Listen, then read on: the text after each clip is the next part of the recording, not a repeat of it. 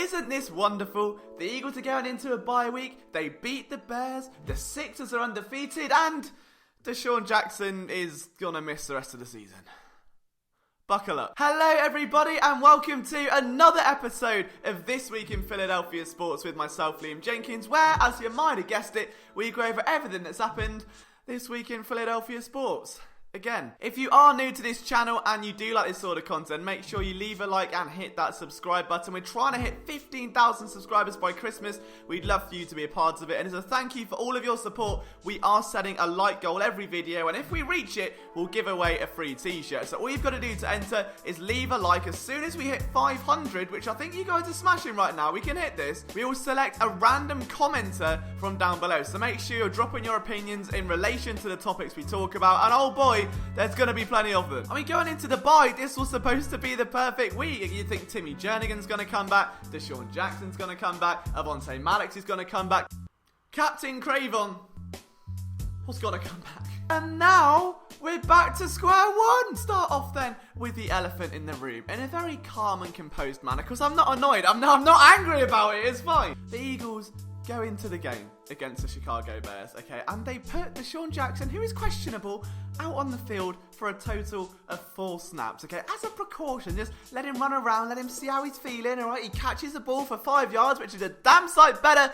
than what Matt Collins has done in 6 games. Liam, leave it, control yourself. And after those 4 snaps, DeSean Jackson gets pulled from the game, leaving many to wonder what was going on. Was it precaution? Was there something more serious? And well, the answer is now, as we know, DeSean Jackson tore the muscle from the bone. Now, I don't know who made the call to give him the green light to go and compete, whether it was the trainers, whether it was Doug Peterson, whether it was a coordinator or a positional coach, or DeSean himself. Either way, it is unacceptable. This is a 32-year-old veteran that should know his own body, what's comfortable to play through and what's not. I do not care about a pain window that Doug Peterson brought up when talking about Sidney Jones. This is different, because the wild card in all of this is the Eagles had a bye week after this game. It's a holiday. You do nothing. You sit at home and you play Fortnite. It is a lovely week of doing nothing, not going out there and competing. So if there was any remote concern that DeSean Jackson was less than 100%, you do not send him back out there, regardless of whether it's 1 snap or 87. So because of that absolute ineptitude, DeSean Jackson ripped the muscle that he had torn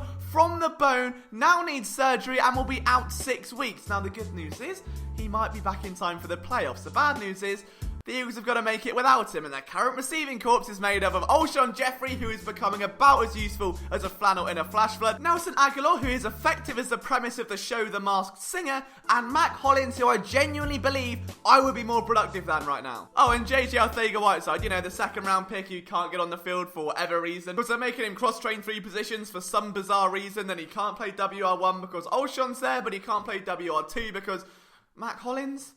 I don't know. The whole thing is utterly abysmal, and it goes beyond words. In 224 snaps, Matt Collins has 1 reception for 13 yards. Alshon Jeffrey is averaging 50 yards a game. Nelson Aguilar is averaging 19. I don't know what to suggest. There is a reason why the Eagles are relying on the run. There is a reason why Zach Ertz and Dallas Goedert are absolutely dominant right now. It's because they have to be. Because it is circa 2016. I would rather have Dorial Green-Beckham. I would rather have Paul Turner out there than the sham that is going on at wide receiver right now. And obviously hindsight's a funny old thing. I can sit here, look back at any kind of event in my life and go, hey, I wish I did that a bit better. But this is beyond repair now. The Eagles went past the trade deadline. Reported asking price for Robbie Anderson was a 4th round pick.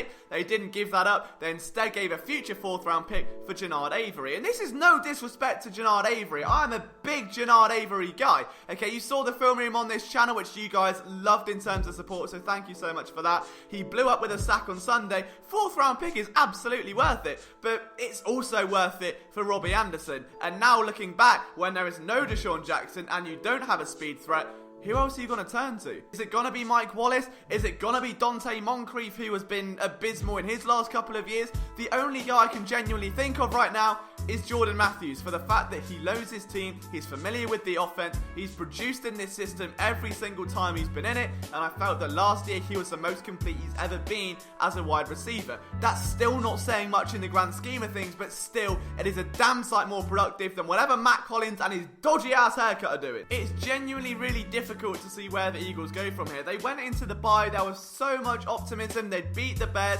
they avoided slipping down into these old habits which had happened last year in the losses to Tennessee and Carolina. You got a big lead, you give up most of it, and the offense for 2 weeks in a row now has put away the game in the fourth quarter with a stunning 8-minute drive, crucial third down conversions from tight ends and running backs. It was marvellous to watch. And now you go into Seattle, now you go into New England, you go into divisional games without any kind of receiving production, without any kind of notoriety, without any kind of reliability at the position. And it's annoying me because this show is normally filled with jokes and it's funny and it is lighthearted, but right now there is nothing to be like humorous about. This is abysmal. The only thing that's comical is the Eagles medical staff. And I know we don't know what's going on in these conversations. Don't know what DeSean Jackson is telling his trainer. We don't know any of that. And if it is a personal thing for a player in his own pain threshold, we can't make a judgment on the Eagles medical staff. But the two biggest teams in this city right now, the Eagles and the 76ers, have dealt with consistent medical setbacks for the last 4 or 5 years. I mean, in the Chip Kelly era, the Eagles were the healthiest team in the NFL. They weren't the best, and now there's a lot wrong with them. And I made the comparison last night that the equivalent of that is like having a toxic relationship, but the boom boom was good. But you go from that to this, where I cannot even count anymore the amount of setbacks, the amount of players that have come out to the public and slammed this Eagles medical staff about misdiagnosis, about mistreatment, about all this other stuff.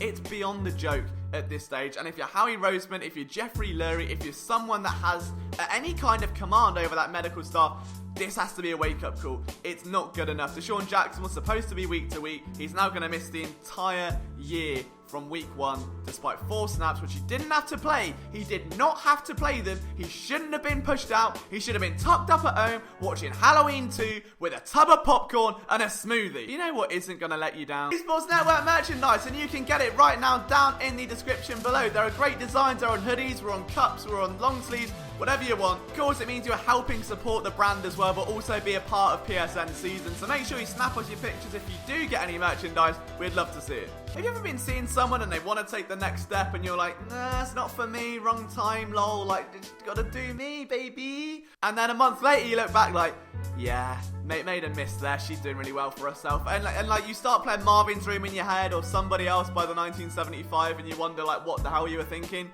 Howie Roseman and Robbie Anderson. It has to be. Now I know it's a double-edged sword because we can look at this whole thing and say, hey, if DeSean Jackson didn't get injured, then we wouldn't have this conversation, but we can't live on ifs and buts. If my grandma had wheels, she would have been a bike. The point is, the most overwhelming thing about this Eagles-Bears game was the lack of receiving production. And it wasn't just the lack of yards, it was the drops, it was the attitude, it was Alshon Jeffrey looking sloppier than a milkshake from McDonald's. The only thing weaker than Nelson Aguilar fighting through contact in the stem of the route is when you go to a friend's house and you ask for a cup of like orange squash or like juice and they dilute it with water and it tastes like water. And now the Eagles are left with nothing. They've got to get creative. Is it a case of getting Darren Sproles outside or Miles Sanders outside?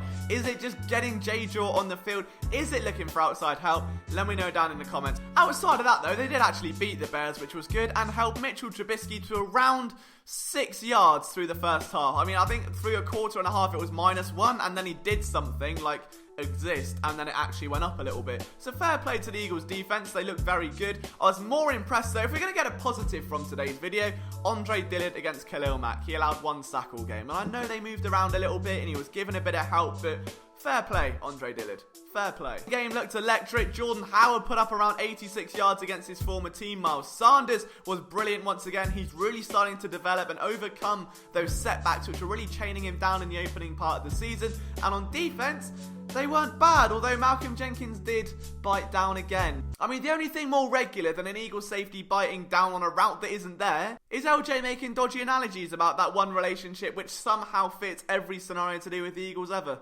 I relive heartbreak just for you guys. I hope you know that. Maybe, just maybe, they've figured something out. They've got time to play with. They're not pressed against the clock. They're not back on the road. They've got time to bring someone in, work them out, and take those next steps. So in a way, if every cloud's got a silver lining, it's there. So that is like your car breaking down on the way home, you being stuck in the pouring rain, waiting for the repair guy to come out and going, hey, well, at least I don't have to watch the Miles Singer again tonight. I did just want to shout out Jannard Avery, though, because it's his Eagles debut.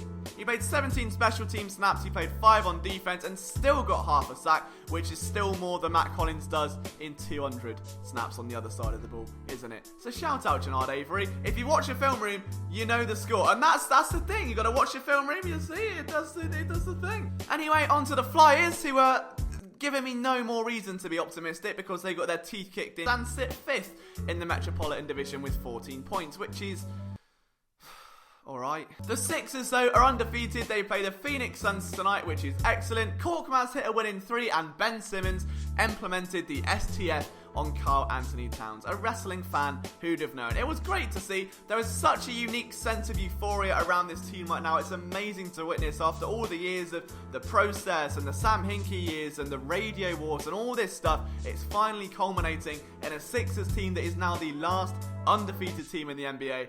What a moment. I'm probably going to jinx it now. They might lose tonight. Sorry. The Phillies exist. The Union exists. There's no news there. I'm still angry about DeSean Jackson. And we're going to cut the video there so I can bring you a video tomorrow on the 5 receivers who I would go for to replace DeSean Jackson. So stick around for that. If you're not subscribed already, I don't know what you're waiting for. You've got an angry, high-pitched British kid talking about this bloody team here. So sort it out, alright? From myself, Liam Jenkins, thank you so much for lending me your ears and eyes for another video. It means the absolute world to me. If you want to follow me on Twitter, it's at Liam Jenkins PSN. See you soon.